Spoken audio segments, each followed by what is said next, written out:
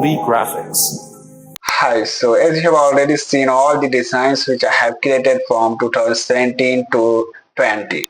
Now in this video I am going to show you some designs which I have created in 2021 and 22. So let's get started this video and enjoy.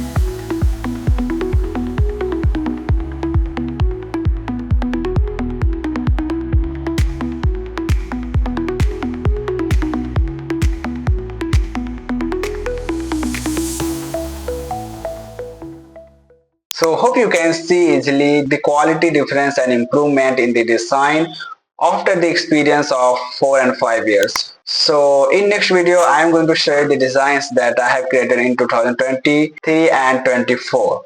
So thank you so much for watching this video and please subscribe my channel to stay updated with upcoming videos. Thank you. Graphics.